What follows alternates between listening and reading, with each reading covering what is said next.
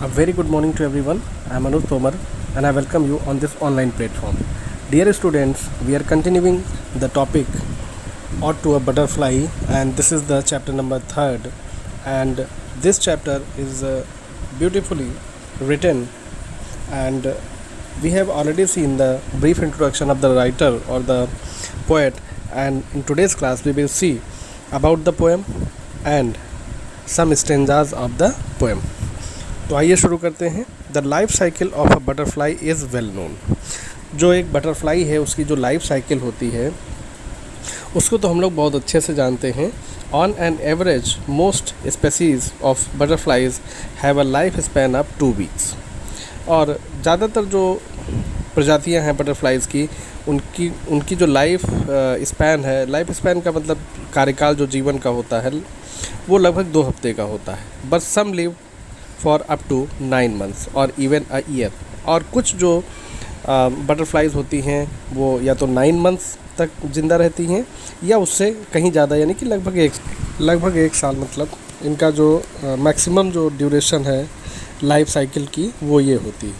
अब नेक्स्ट देखिए, butterflies are cold blooded. जो बटरफ्लाइज जो होती हैं उन कोल्ड ब्लडेड होती हैं, which means that they can not regulate their own body temperature. तो इसीलिए जो उनका बॉडी टेम्परेचर है वो रेगुलेट वो नहीं कर पाती हैं.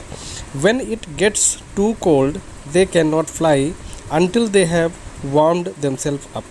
इवन प्रॉब्लम ये आती है कि जब जाड़े की बात आती है तो वो उड़ भी नहीं सकती जब तक कि अपने को वो वार्म अप नहीं कर लेती हैं. This is why butterflies can sometimes be seen perched on rock or blade of grass with their wings spread out. When it gets too warm, butterflies cool themselves off by resting in the shade.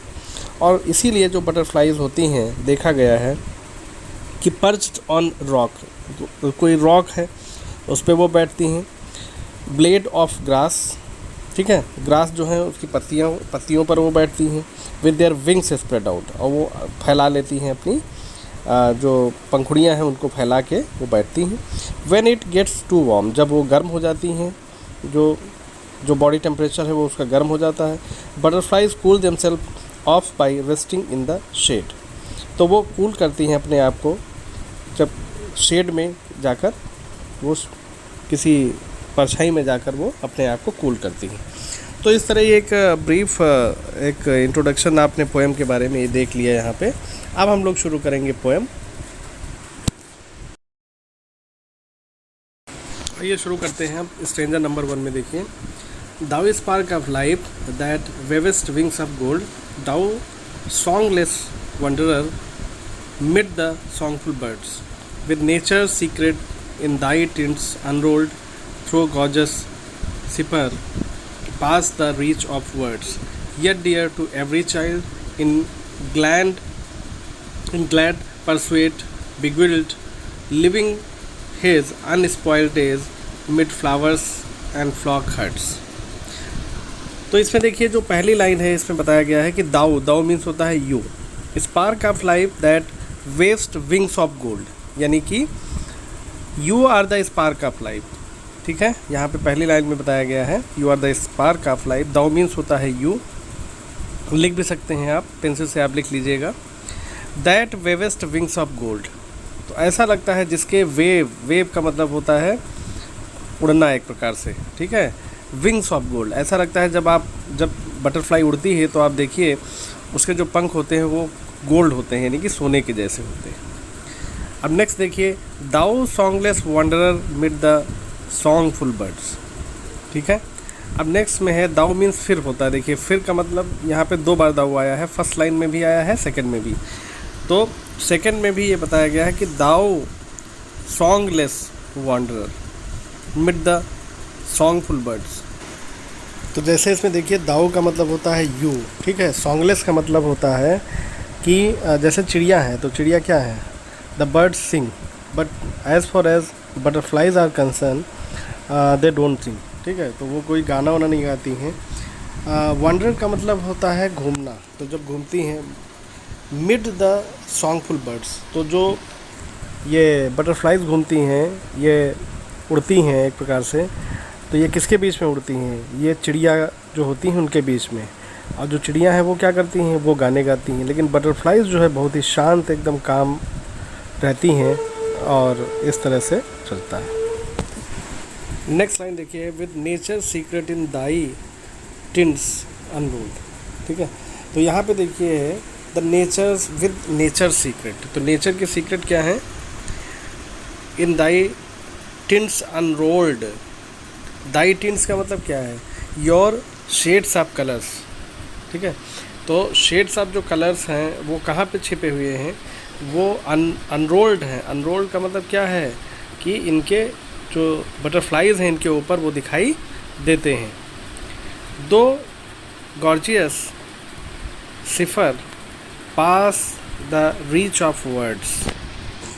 अब देखिए, through gorgeous सिफर, through means होता है माध्यम, ठीक है, medium.